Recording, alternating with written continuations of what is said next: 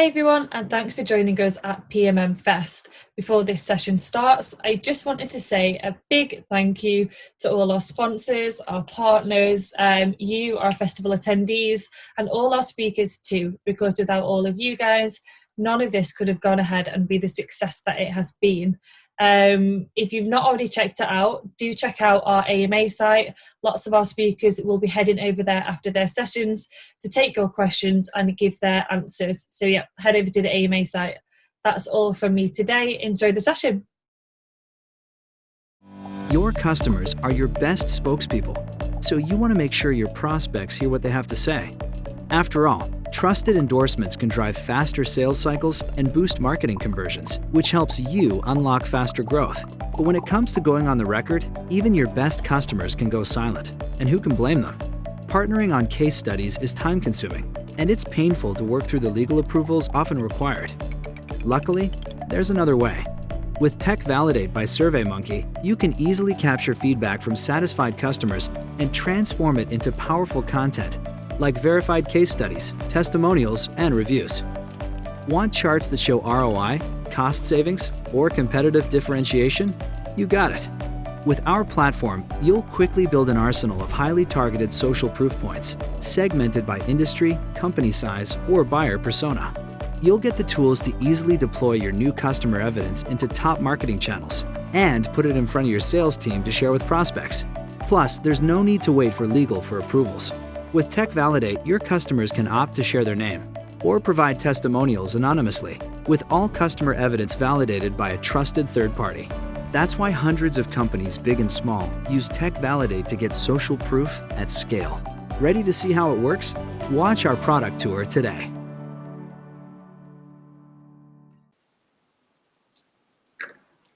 Max, I think we're going to give it 1 or 2 minutes before we get started. Yeah, sure. We'll let the chat fill up. Great. Looks like we've got people from where? London. There'll be people from everywhere tuning in, I'm sure. Yeah. There we go. NYC.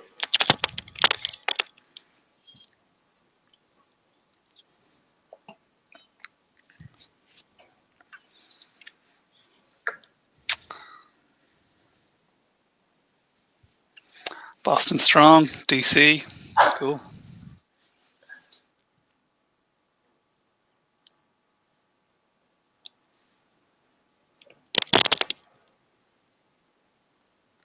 Seattle, early riser. Yeah, we'll just wait about another minute and then people can join.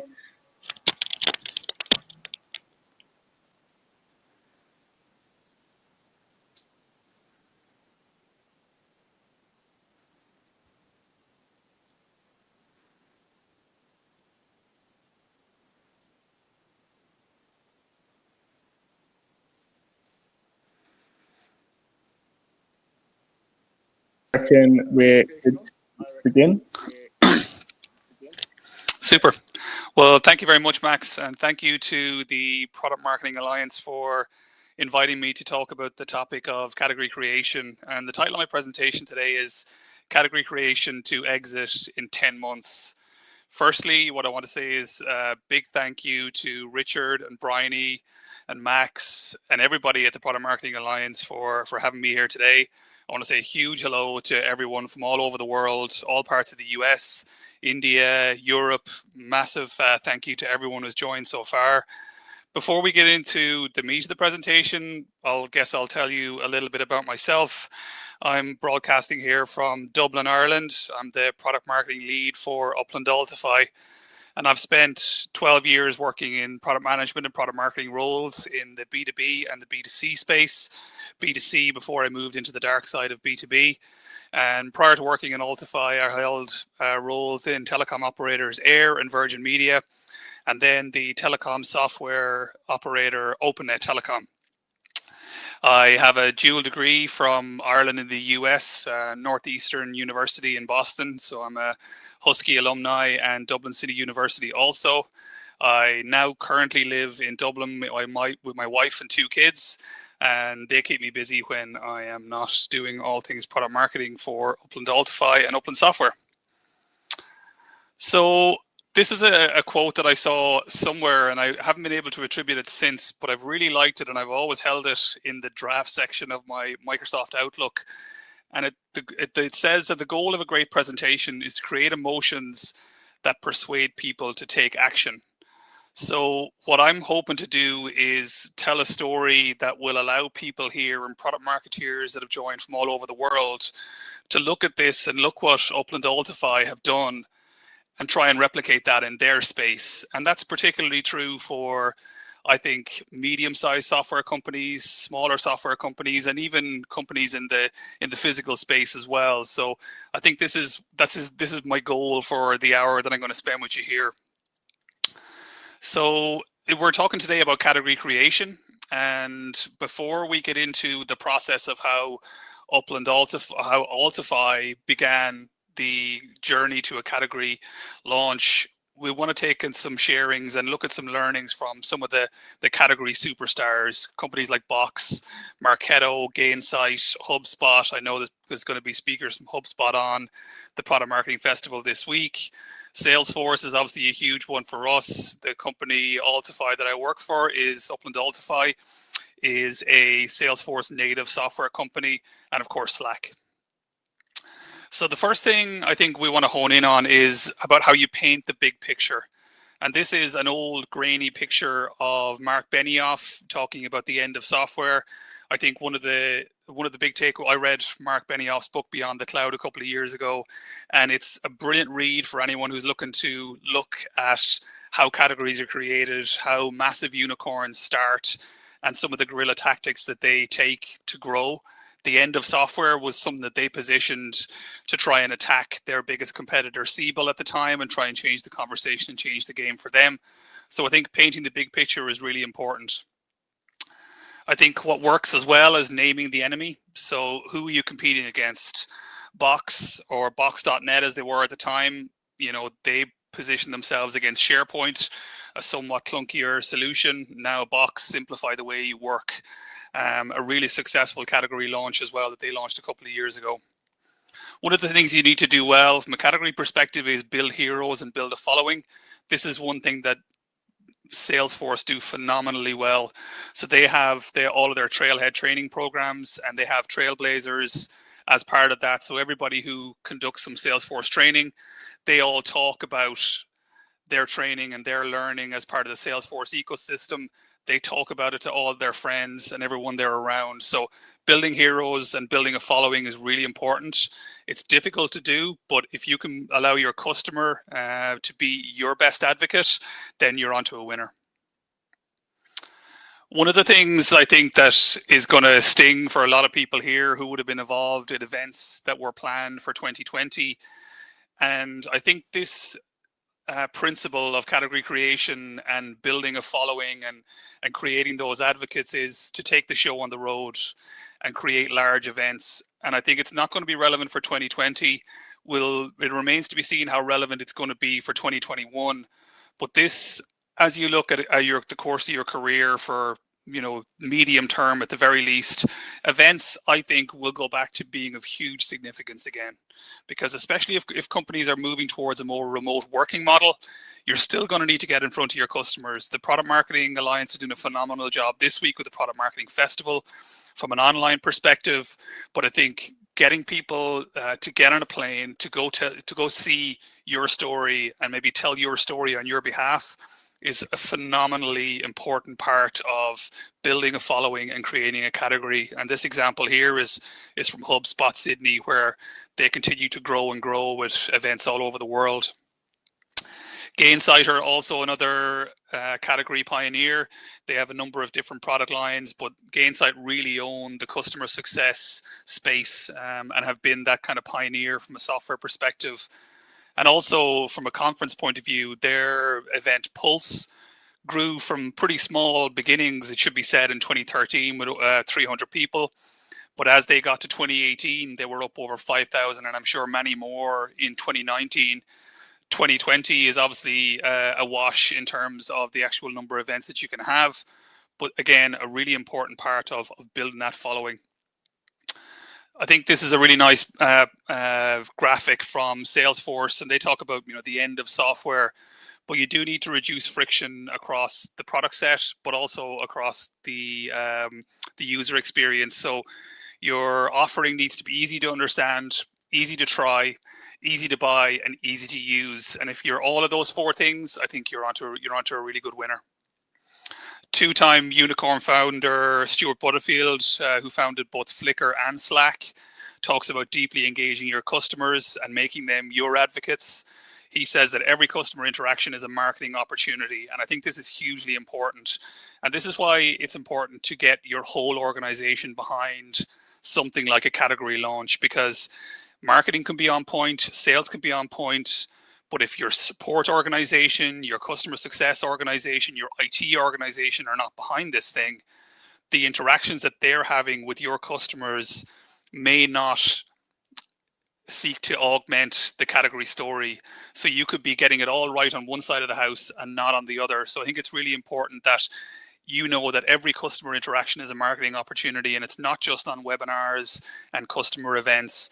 It can be those IT tickets that need to get solved. It's all the nuts and bolts stuff that generates your opinion of your customer base, and the customer base, the opinion that it has of you. So one of the takeaways that I want people to have once I get through this presentation is that I want product marketing people who work in medium-sized software companies to look at category design as a way to generate shareholder value. And it's not just for the big guys. And notwithstanding the fact that I've just brought you through examples of companies like Gainsight and Marketo and Box and Salesforce, those companies did not start as as companies that were worth billions of dollars. They all started with a couple of customers, $1 million or $2 million in revenue year after year.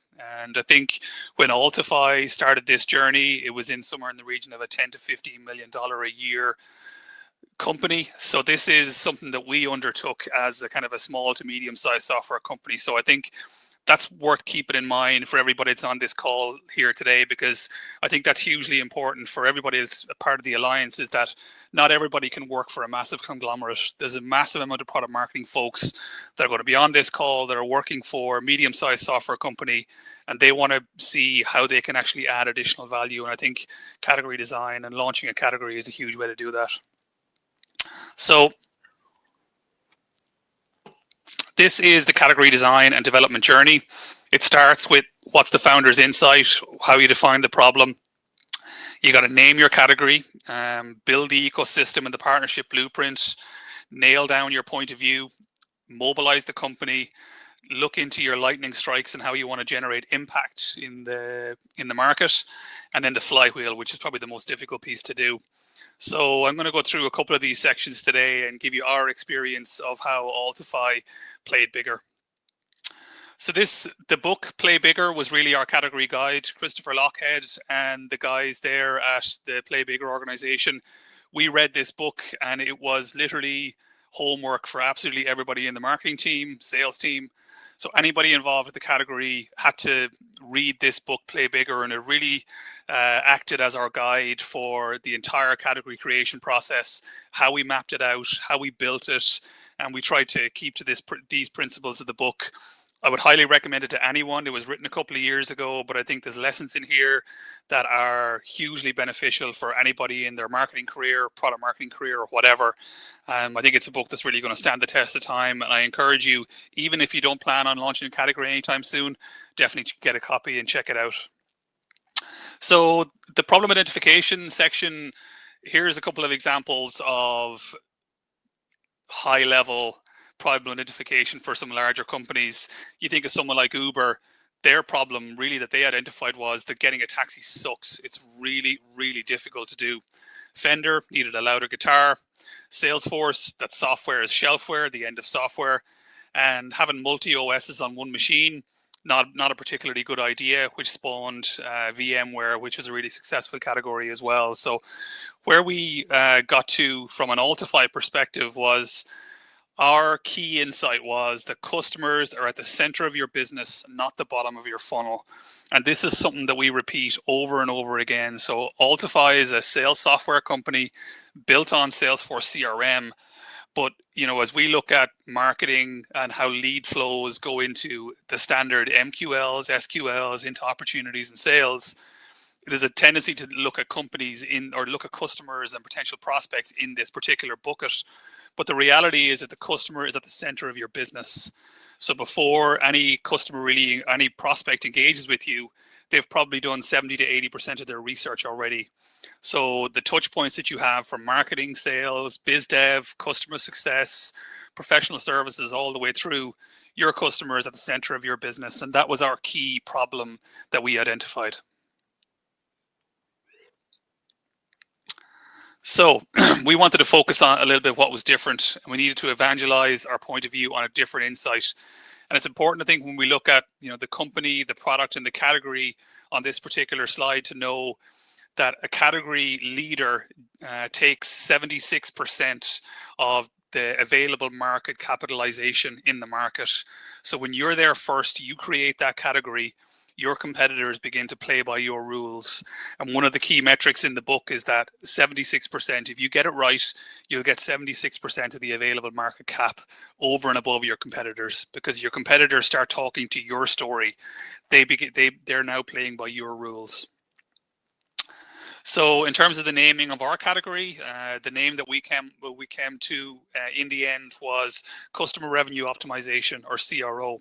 So we do Customer Revenue Optimization, CRO, for CROs. Our key target audience was Chief Revenue Officers. So this also tied into that particular insight, and that our software helps companies win the deals that matter and grow revenue in their key accounts. So this was the key insight that drove the naming of the overall category. So we named the category, we defined the insight, we built up our ecosystem blueprint. I think this is one of the areas that I didn't have time to get into all of the 7 parts of the design and development journey from a category point of view. But one of the things we did was we did mobilize our partners from an ecosystem and blueprint perspective. So Altify, our partner with LinkedIn Sales Navigator, with companies like Workday, Traction on Demand from an SI and implementation perspective, Deloitte, and of course Salesforce themselves. And we built up that ecosystem so that they could tell that story for us also. But I do want to get into the mobilization of how we actually did that from a category point of view. So what was our strategy? Our strategy was that we wanted to mobilize customers, prospects, partners, and influencers. And the customer piece was huge here, because Altify always had a really strong set of customers, customers like Workday, Anaplan, so really strong logos from a sales and organization perspective. But we needed to be able to tell our story better so that we could use those logos as a way to build more business. We wanted to tell this story for our prospects. As I outlined earlier, some of our partners like Deloitte, Workday, Traction, Salesforce, we wanted to use them to evangelize that story for us, and also influencers as well from an analyst perspective. And I'll get into a little bit later on our analyst strategy and how we drove the message of customer revenue optimization via different analyst houses also. One of the key parts in the Play Bigger book is the idea of strike events. So you want to launch your category with a strike, and those are massive events where you put large resources into and really hone in on getting the largest bang for your buck. And we had planned to execute events in cities in EMEA and North America, namely London, Chicago, and San Francisco. We wanted to build and evangelize customer revenue optimization and start a movement. We wanted to leverage those partners to amplify our vision, and we wanted to maximize the global talents of our strike team. And I think I talked a little bit earlier about how we actually bring together the entire organization. But really, step one is making sure that your leadership team are bought in 100%. This really has to come from the CMO, the CEO. All of your key leadership team really have to be bought in on this, because they set the tone for all of their MBOs, V2 moms, whatever their focus or goals are for that particular year. Category needs to be on the leadership team's MBOs, because if it's not, it's doomed to failure, because everybody else is going to take their key from them. So if you can get your chief customer officer, your chief strategy officer, and all of their teams bought into this category story, then you have a very good head start in terms of making this a success as well. So before we launched, we did a training and certification program. We created personalized first call decks for all of our sales and business development folks. And we made sure that they all recorded their pitches and submitted them to the commercial marketing team for certification. And this wasn't really a case of a tick the box or exercise. We wanted to make sure that they were very assured in how they delivered the category message, that they understood the content and were able to frame their pitch to their customers effectively and in the first time. So I will say that we had some salespeople and a couple of others who had to do it once or twice, but eventually we got everybody certified, up to speed, onto the message and bought into it. We also made sure that our product and engineering teams were certified when we had a specific customer revenue optimization session in Dublin for those folks. We also did video recordings from our CSM team to make sure that they were up to speed, and even the exec team, we made sure that they were certified as well, because it can be quite difficult to get, you can get buy-in from your leadership team, but you may or may not get them to get on a video call or a Zoom call and pitch that back to you. So that was a really important aspect of making sure that everybody was bought in. So all in all, we did 20 account executive and BDR, business development individual recordings, 3 overall team sessions, a brand new set of content, and a really strong basis on which to unleash our sellers onto the market. So in terms of the customer CRO presentations, we did well over 10 customized first call presentations, and this was for both the prospects and customers at the time. So we did a brand new look and feel, essentially a full rebrand of the Altify brand that we put out there to the world, updated the website, made sure that each of the specific presentations for our high value customers and for high value prospects looked absolutely straight out of the top drawer, and so that they knew that we were focusing and honing in on this message as a really important piece to do. Because one of the things that our CMO at the time said was, if you want a company to spend $1 million with you, you're going to have to start looking like it. So if you can tell the brand story, tell the category story, but the quality of the materials that you're putting in your salespeople's hands needs to be right out of the top drawer. And I think that's product marketing 101, and a focus on design and high quality of assets will really pay off, because a lot of the times this is just your first impression that you give to the customer. If you get an hour with a potential prospect or customer, you want to make sure that their first impression is good, and it's good all the way through, and that it's focused on their particular problems and the problems that they're having in their business. So this was one area that we spent a lot of time and resource on getting right, and I think it's one that really paid off as well. So we updated all of our sales tools also. We updated our first call deck, or value proposition deck, as some people will call it, depending on the organization. We created versions for both the US and EMEA. We updated all of our presentations and data sheets, from level 1 type value prop material down to level 2 and more technical info. Data sheets were all updated to reflect the customer revenue optimization branding.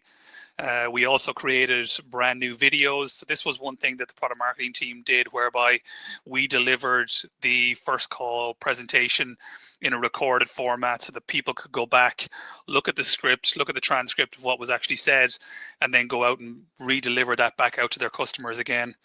We also did a brand new customer revenue optimization ebook. You'll see it there on the top right of your screen, which was called Sell Value, Change the World, and talked about how the combination of strategy, methodology, and technology all combine to enhance and grow customer revenue optimization. And as you can see, as I referenced on the previous slides, the quality of the materials that you put out there really needs to be out of the top drawer. And I think these are really high quality assets that were delivered with our in-house design team and our product marketing team as well.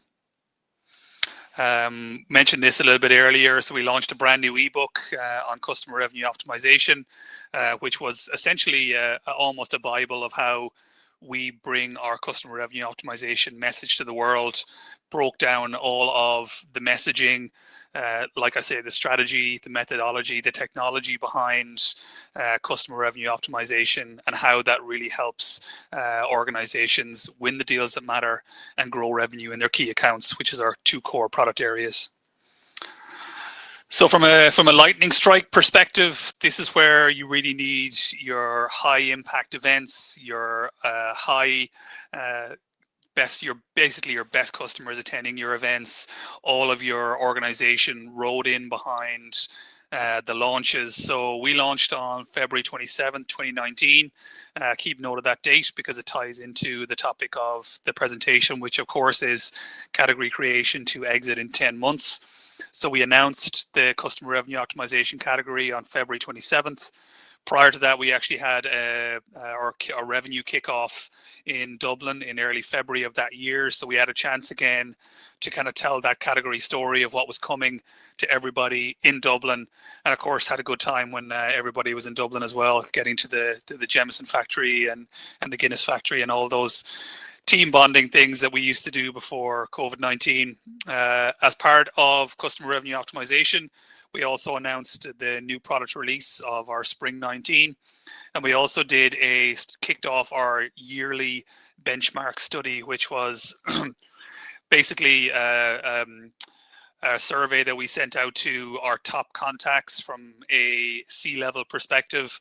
And then that became, I suppose, a lot of the basis for a lot of our content and the findings that we use to build out our story across 2019. So that benchmark study, it's a lot of work to start to get out there. I mean, Richard and King and all the folks at the Product Marketing Alliance will tell you how important that their state of product marketing report is to their demand generation and their interest levels in their organization and how they build up the alliance. I think this is particularly true as well for us, and that the benchmark study is, a key pillar of our content strategy now from a yearly point of view.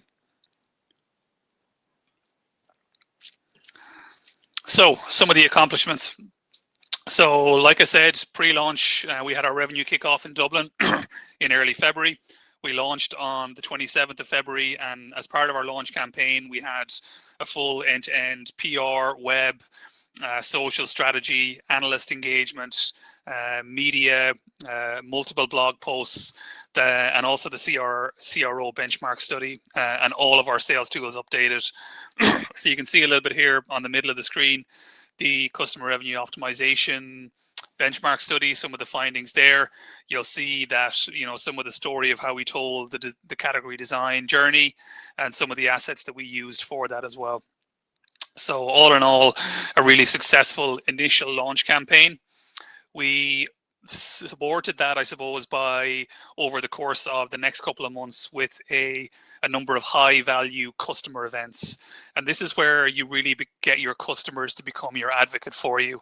So we had on the 27th of February, our San Francisco customer revenue optimization launch party, where we had over 100 people attend, nearly a 50% response rate for customers. And these are C-level folks in both our customers and our prospects to come to those events. What I would say is that the better show you put on, the more people will come. So I think from a budget perspective, we tried not to spare any expense from an in-person event perspective.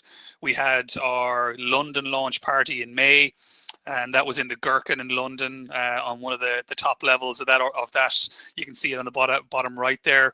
A really nice event for all of our customers and prospects, and also for our staff as well. We also had a customer revenue optimization summit in Cordoval, and this again was a smaller, more low-key event.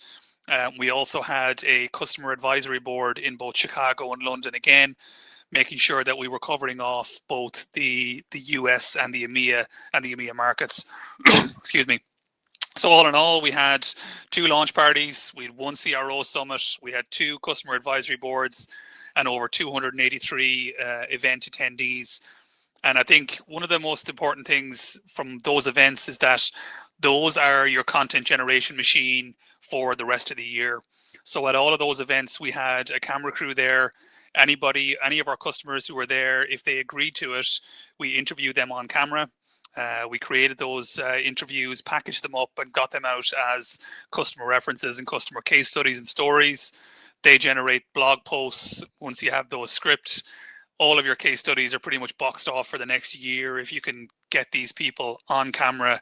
And I would encourage anybody, once the event space comes back into full swing and people start getting on planes again, spend that little bit of extra money. Make sure there's a camera crew there who knows what they're doing.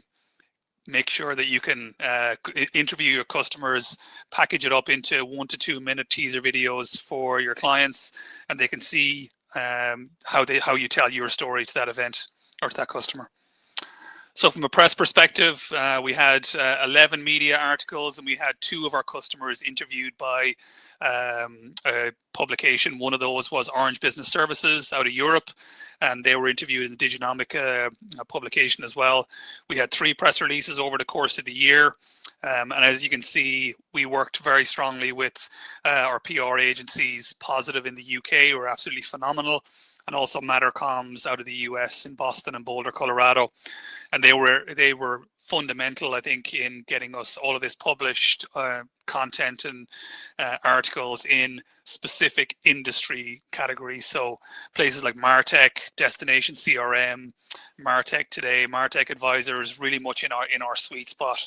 So very important to generate that coverage and that just general awareness of the Altify brand.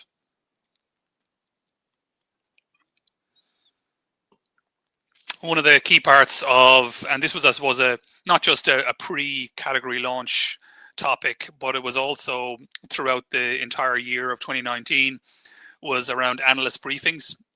So we worked with Aragon Research, and they helped us to launch the CRO, the Customer Revenue Optimization category. And when we told them that story, they really bought into the fact that, you know, CRM is yesterday's story, and it's really the tools that are built on top of the CRM system that give you that additional value. Of course, we would be biased and say that our product offering does that, but it's really nice to kind of see that from a broader analyst perspective, that they buy into this vision that CRM is your hygiene factor at the baseline, and all of the apps that you build up on top of that, say from like Salesforce App Exchange, that's where the real optimization happens from a customer perspective. So we talked to a broad range of analysts over the course of the year, people like Melissa Hilbert and Tad Travis and Gartner, Jeremy Coxton, Ovum Omdia, people from IDC, Forrester, Forbes. So over the course of that year, we had 8 analyst briefings, we won 4 awards, and we got 2 analyst quotes that we were able to use in both press releases and of course on our website. So in 2019, we were a winner of the Martech Breakthrough Awards.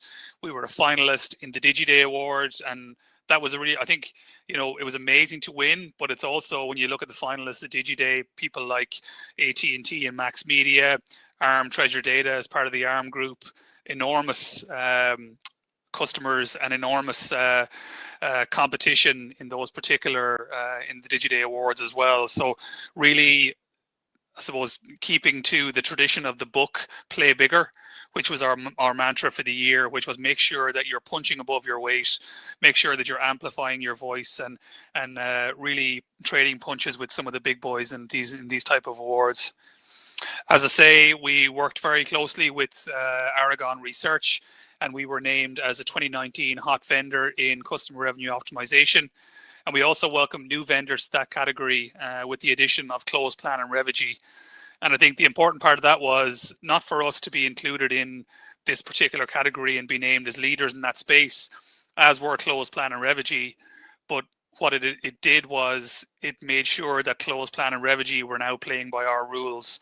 So they were using our terminology. They were publicizing the hot vendor research in customer revenue optimization, because if we think back to it, 70%, 76% of the available market cap for category launches goes to the category leader and owner.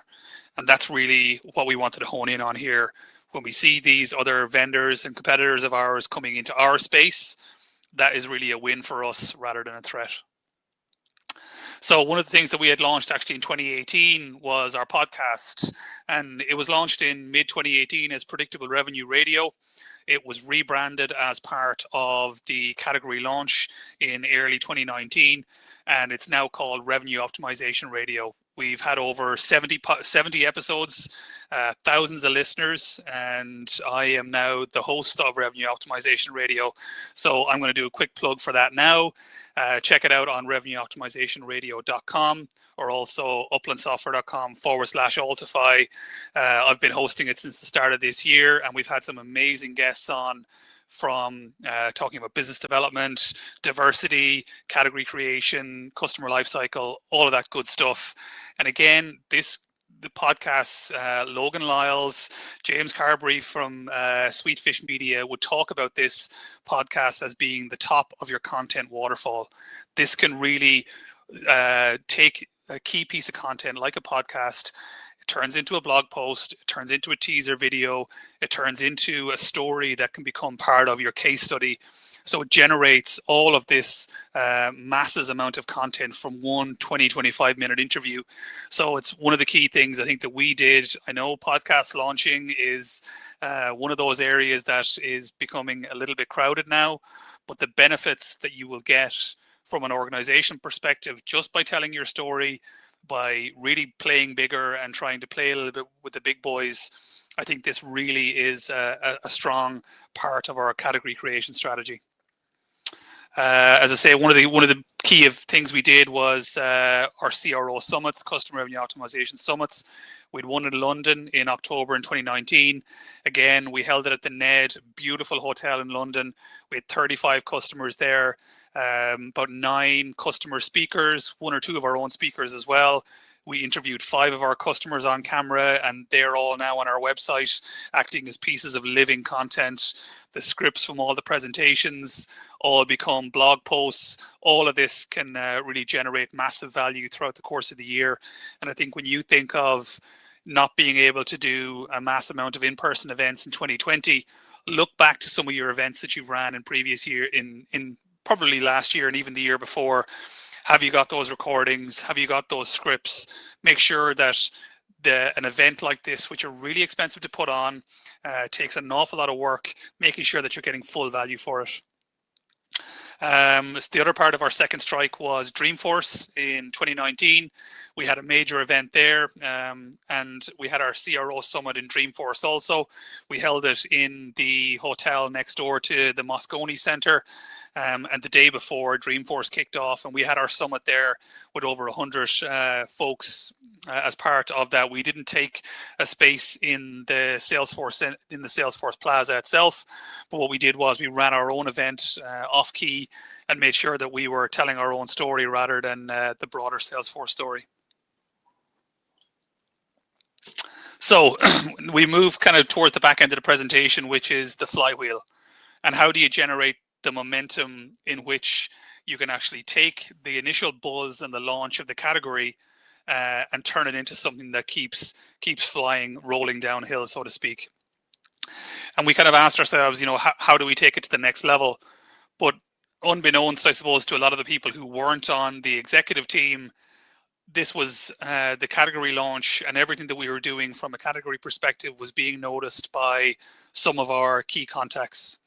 And Upland Software acquired Altify in the middle of October, early October 2019, for $84 million. And it wasn't the only reason, but category really got us all on the same hymn sheet. The Upland Software could see that Altify were really playing bigger, having really large events, making sure that our customer advocates were really on top of their game. So in terms of how we generate the flywheel from an Altify perspective, and now as an Upland Altify point of view, we're able to do that as part of a much larger organization. So the eagle-eyed product marketeers on the call will see that the templates have changed. We're now on an Upland template, and that's by design, not by accident, because we want to be able to tell the story from where Altify came from to where we are now as part of Upland Software. So the way we generate our flywheel and the way we try and, I suppose, have a a continuous category creation story is that we're now part of the enterprise sales and marketing cloud at Upland Software. So Upland Software is a market cap of almost $1 billion, a huge company out of Austin, Texas. We're really chuffed to be part of that organization. And now we still have our category. The story is still customer revenue optimization, but it's not just the Altify aspect we have, which is the account planning and opportunity management. But we're now combined with content operations from Kapost, which is your marketing and content operations hub, allowing you to plan and distribute your content. We also have a RFP and proposal management solution as part of the overall suite from Qvidian. And then finally, the customer advocacy piece, making sure that you have advocates and be able to tell a customer reference story. We now have customer reference software in the form of RO Innovation. So all of these four things together are and enable us to drive a consistent sales and marketing process end to end. And this is really how, you know, we power the revenue teams across market leading solutions using all four of these companies, the power of those together. So this has allowed us really to kind of iterate and regenerate the customer revenue optimization story. Again, the key insight is the same. Customers are at the center of your business. They're not at the bottom of your funnel. And I think that is the key insight, the key founder's insight from the initial start, the start of the category journey. And it continues to be the case now. And even more so as we look at the full buying life cycle from lead generation, content operations at Kapost, looking at RFPs and how you speak to your customers from a proposal perspective, into the sales process, account management with Altify, and then that flywheel of how you actually generate references, how you generate customer advocates with RO Innovation. So again, this is how we generate the flywheel from an Altify perspective, by telling a bigger story. So one of the last chapter in the book of Play Bigger is talks about the continuous category creation challenge. And not many people really nail this. And we hope we're going to get a chance to, and we hope that we will. One of the companies who have done it quite successfully in the past has been Corning Glass. I encourage you to, as I say, to get out and read the book and look at some of those examples of companies that have refreshed their category and had that ability to recreate the category and recreate the story. We've been quite lucky in that we've been able to take 4 products, combine them all and give them a fresh angle to reinvigorate and regenerate our category story. And that's what we're focused on doing now for the rest of 2020. So continuous category creation is extremely difficult. Like I say, we have, I had Pat Morrissey, who's the SVP of Upland Software, on Revenue Optimization Radio about 2 weeks ago, talking about this very topic. And that is a really nice leave behind, I think, for this particular presentation. Go and listen to that podcast. He talks there about how difficult it is for organizations to do it, especially if they're not acquired. I mean, we were quite lucky in the sense that we're now part of that bigger story from Upland Software, but it's not the easiest thing to do, because it's going to be very difficult for anybody to, from a product development perspective, build out all those pieces from marketing to RFP to customer advocacy. So very a difficult challenge to do, but you know, something that we feel that we have the chops to do it. So some of the key takeaways, I think if we go back to the second slide, the second or third slide, which said the goal of a great presentation, and I'm not saying this is a great presentation, but the goal of a great presentation is to create emotions to get people to take action. So I think one of the things that you should take away here is that launching a category with millions of dollars, it certainly helps, but it's not essential.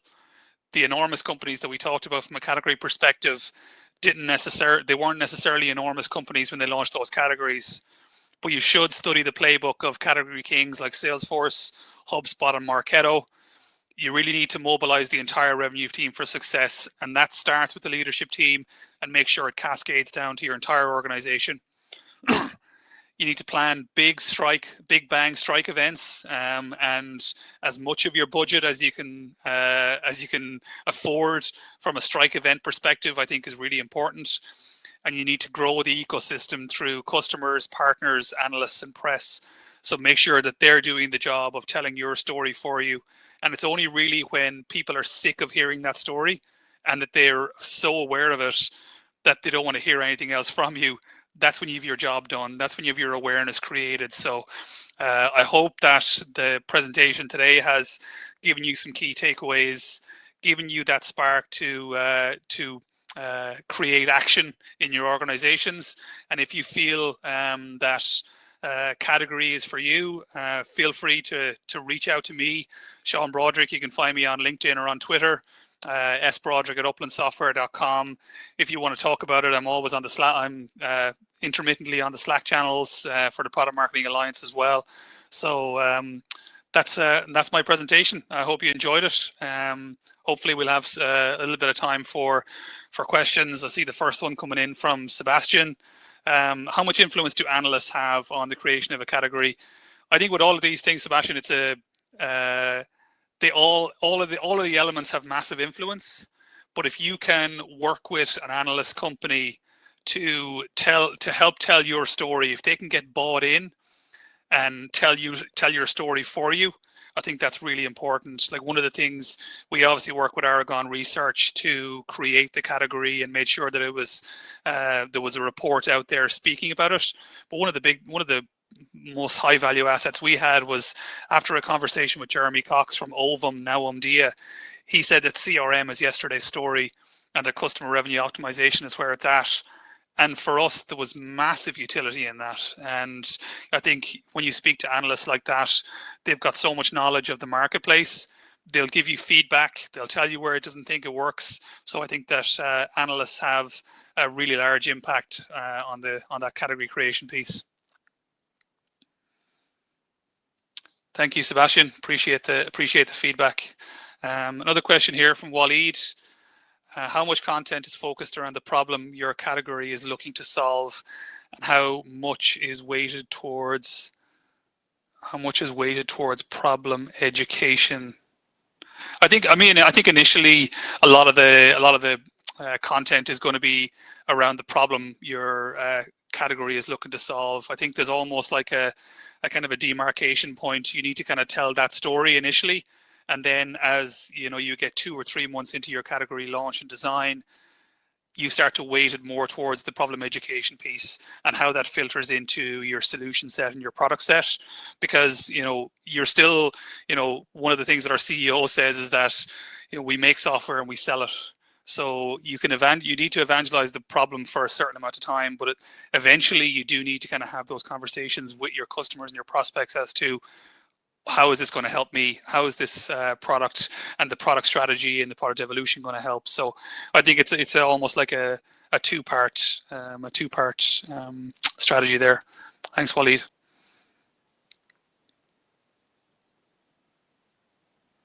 Sean, for that. Another question I have is about repurposing of content.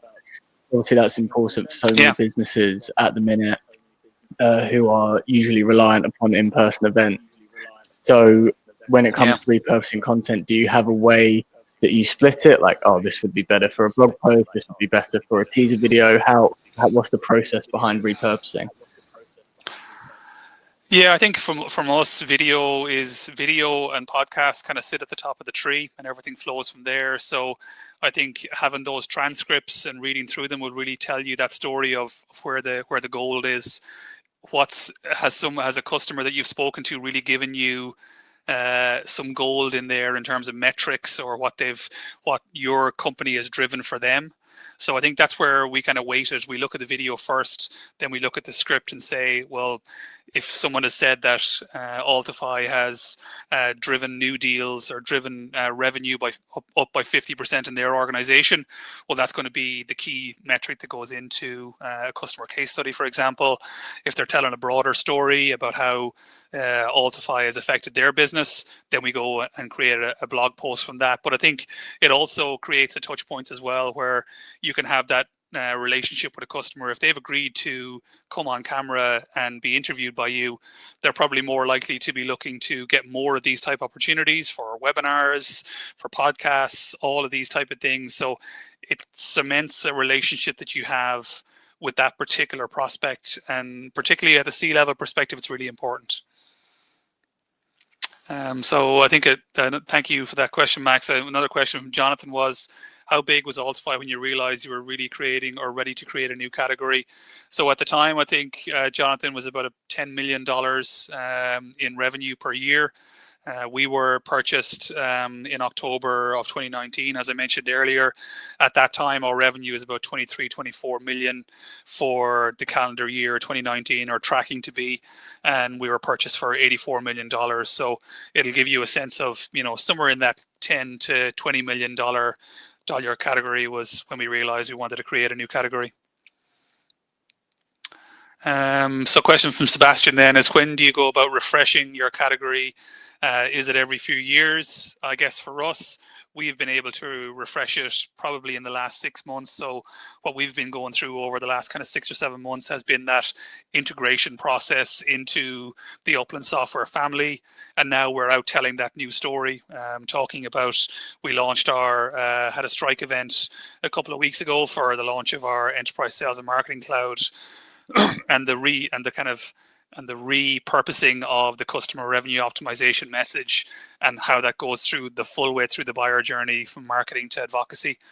And I think that's we've been quite lucky in that 6 or 7 months after we had our second big strike at Dreamforce, we've been able to refresh that story. I guess from how often you do it from a category perspective, if you're in your own space, it's probably about 2 years would be from a guesswork point of view. But again, refer back to Play Bigger. Once you have, I suppose, exhausted the category message and the category story, well, then it's probably it's time to go back to the drawing board and look at it again. But again, that's probably the hardest piece in the entire category journey is how you get that flywheel going, how you create categories continuously. Extremely difficult to do, and not many get it right. So thank you. Okay, great presentation. Thank you very much, Sean. Thank you for Max. Everyone who tuned in and everyone who asked questions. Thank you so much. And Sean, do you have any sort of final remarks before we wrap things up? No, just want to say thanks to you. Thanks to everybody at the Product Marketing Alliance. I really appreciate everybody who's joined live. I hope that everybody who's watching this on demand gets some utility from it. And I think, thanks to everybody for all the really nice comments in the chat box here on the right-hand side. I've seen them come through as the presentation has gone on. So just chuffed to have this opportunity, and best of luck to the Alliance on the rest of the week. Thank you so much, Sean. It means a lot. Really enjoyed the presentation. And thank you for everyone in the chat. And I think we'll wrap it up. So cheers. Goodbye, everyone. All right. Thank you, sir. Bye-bye.